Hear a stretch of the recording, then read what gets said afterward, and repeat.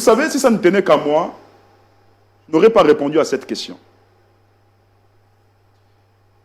Parce que je me suis toujours dit en tant que leader, je ne dois pas donner du crédit à tout. Diego, avant même de parler de grossesse, prophète, D'accord. il y a que la dame disait dans son direct ou dans cette vidéo qu'elle avait eu des rapports sexuels avec vous. Est-ce que vous le confirmez ici? Je suis en train de vous répondre pour vous faire comprendre. Parce qu'avant de parler de grossesse, il faut bien aller nous sommes en train de parler de grossesse de manière intime. D'accord. Est-ce que vous avez eu des relations sexuelles avec cette dame? Mais une grossesse que je ne reconnais pas. Parce que c'est ça le problème ici. Le prophète ne reconnaît pas son acte. Mais comprenez que je n'ai eu aucune relation intime avec la personne. Donc vous confirmez ici face à la nation que vous n'avez eu aucun rapport sexuel avec cette dame. Mais c'est pourquoi je suis en train de vous faire comprendre. Et comment expliquer ces différentes notes vocales-là?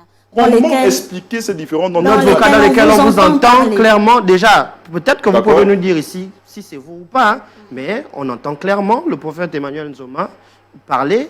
Je tiens à vous confirmer devant l'opinion publique, et c'est moi qui parle. Mais je ne reconnais pas le contexte dans lequel les notes vocales ont été exploitées. Vous savez écouter les notes vocales.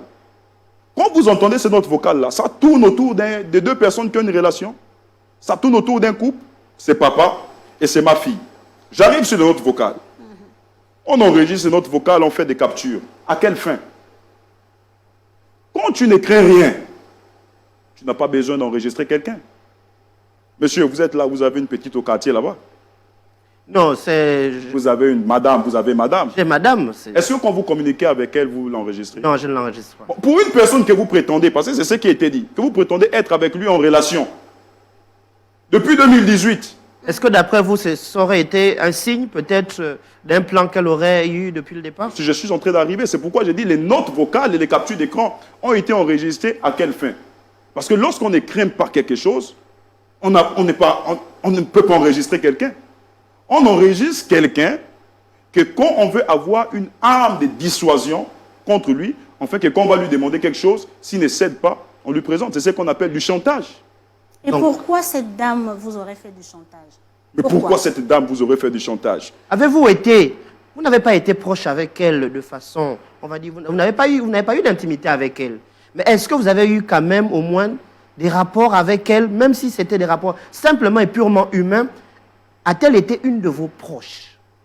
D'accord, c'est pourquoi je me force à vous expliquer pour que vous compreniez. En fait, qu'il n'y ait pas des hommes d'ombre. Jusque-là, on ne comprend rien. Jusque-là, vous ne comprenez pas. Qu'est-ce que vous ne comprenez pas? Nous voulons comprendre. Vous disiez ne pas avoir de rapport sexuel avec la dame. D'accord. Que c'est une relation de père à fille. D'accord. D'accord. Et après, dans vos réponses tout à l'heure, vous parliez de chantage, d'une forme de chantage. Mais pourquoi faire du chantage à quelqu'un? À quelle fin, justement, on veut comprendre? Pourquoi cette femme vous aurait-elle fait du chantage? Aurait-elle demandé quelque chose en retour? Vous n'avez pas donné? Aurait-elle demandé des sommes d'argent? C'est la question que je vous pose. Je dois vous amener à comprendre qu'avant tout, cette fille reste ma fille. D'accord. Lorsqu'elle a voyagé, elle allait en 2019-2020 en Chine, c'est moi qui ai contribué pour sa scolarité. Et elle le sait. Je ne suis pas de ce père-là qui, parce qu'il a vu sa fille en erreur, va la rejeter, crucifier ou encore rejeter. Vous êtes journaliste, c'est à vous de mener les investigations et de comprendre à quelle fin cela a été fait. Et pourquoi seulement attendre lorsque je suis empêtré dans des problèmes. Lorsque je suis dans des problèmes juridiques. Et pourquoi se servir d'une histoire similaire comme celle-ci? C'est à vous de comprendre, c'est à vous de percer, c'est à vous d'aller dans le fond. Tu prétends avoir raison. Madame, vous êtes journaliste, vous orientez des personnes. Prétendez avoir raison sur un fait, un problème. C'est sur les réseaux sociaux que vous allez aller vous exprimer. Mais dans un audio, elle dit clairement avoir tenté à plusieurs reprises de rentrer en contact. Elle dit clairement qu'elle a eu recours plusieurs fois à vous, à certains membres de votre entourage, et qu'elle a eu une fois de non-recevoir. Rentrer en contact avec moi, pourquoi? Mais vous discutez. Vous discutez. Discutez avec une personne qui vous a mis un serpent dans le ventre. Madame, mettez-vous à la place de cette dame. Quelqu'un vous a mis un serpent dans le ventre. Vous avez quoi à discuter avec la personne? Vous traitez la personne de charlatan, de faux homme de Dieu. Il y a quoi à discuter avec la personne? Vous avez des ennemis, donc? Pardon? Vous avez des ennemis? Ah, vous pouvez constater. Dites-nous. Les ennemis, on en a tous les jours. Vous avez aussi des ennemis. Qui n'a pas d'ennemis sur cette terre? La Bible déclare dans le livre de Matthieu 10, verset 35, et l'homme aura pour ennemi les gens de sa maison. Ici, il faut comprendre quelque chose de simple et de clair. C'est de revenir depuis le départ d'une affaire. Vous ne pouvez pas juger deux personnes qui se connaissent depuis 2018. Deux personnes, selon se dire, qui prétendent être en relation depuis 2018, sur la base des 3 notes vocales. Avant les notes vocales, connaissez-vous ce qui s'était passé? Après ces notes vocales, connaissez-vous ce qui s'était passé? Pourquoi vous ne nous le dites pas, prophète? C'est pourquoi je suis en train de vous dire que les notes vocales ont été exploitées dans un autre contexte. Une personne qui se permet de dire sur les réseaux sociaux que je lui aurais demandé en mariage. Et que même moi, c'est la première fois où je vois que quand on demande quelqu'un en mariage, on fait les fiançailles, c'est l'homme qui porte la bague des fiançailles. Elle a dit sur les réseaux sociaux. Bon, une personne qui parle des relations, pendant que moi, je n'ai jamais songé à avoir une relation avec elle. Que voulez-vous que je vous dise sur cette personne? Et encore, il y a un fait. La personne dit, parce que cette question a créé beaucoup d'ombre négative sur ma personne.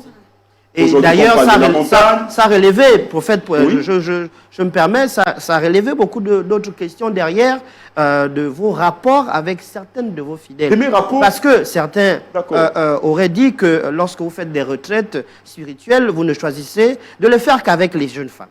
Vous choisissez de le faire qu'avec les jeunes femmes. C'est pourquoi je suis en train de vous expliquer ici. Je comprends que les propos ont choqué parce que moi, je n'avais pas donné mon avis.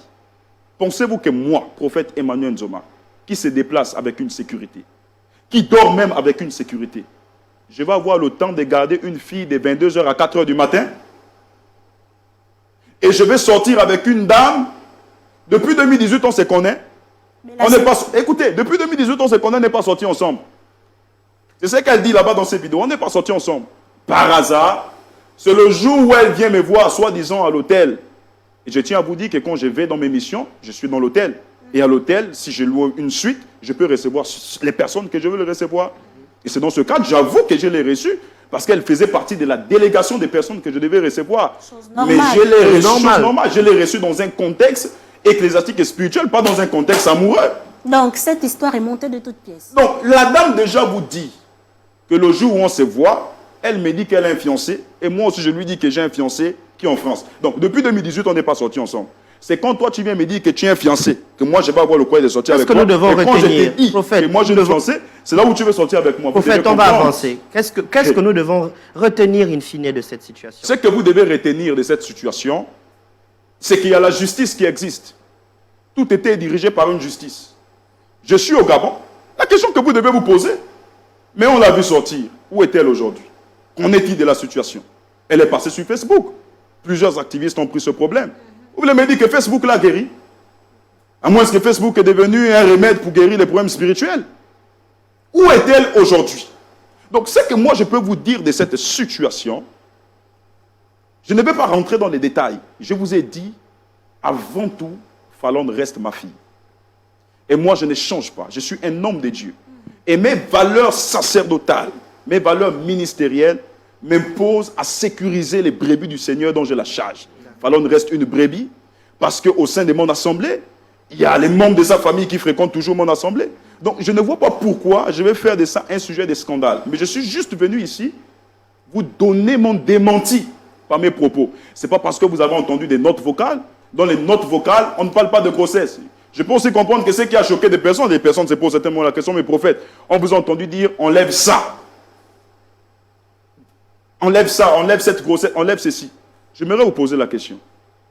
Pensez-vous que moi, Emmanuel Nzoma, je peux chosifier un enfant parce que ça renvoie une chose? Quand vous avez dit enlève ça, il s'agissait de quoi, prophète? C'est ce que je suis en train de vous dire. Dites-nous. Ça renvoie une chose. Oui. Lorsque j'ai dit ça, c'est pourquoi j'ai dit que les notes vocales étaient dans un contexte. Dans le contexte, c'était dans le contexte des maladies. D'accord. Parce que la personne serait allée au niveau de l'hôpital. D'accord. Je ne peux pas dire d'enlever quelque chose qui n'existe pas. Est-ce qu'on est d'accord? Donc, elle devait enlever une maladie. Une maladie. Et comment? Mais la maladie, c'est quoi? La maladie, c'est que la personne va à l'hôpital. Je vous ai dit, c'est ma brebis. Je la suis, j'ai pris pour elle. La personne va à l'hôpital et qu'on découvre qu'elle a des myomes et des kystes au niveau du ventre. C'est ce qui explique son ballonnement du ventre. Le enlève ça. Le enlève ça. C'était retirer les myomes. Pas la grossesse. C'était retirer les myomes et les kystes. Sinon, si vous dites que c'est une grossesse, prouvez-moi qu'il y a eu grossesse.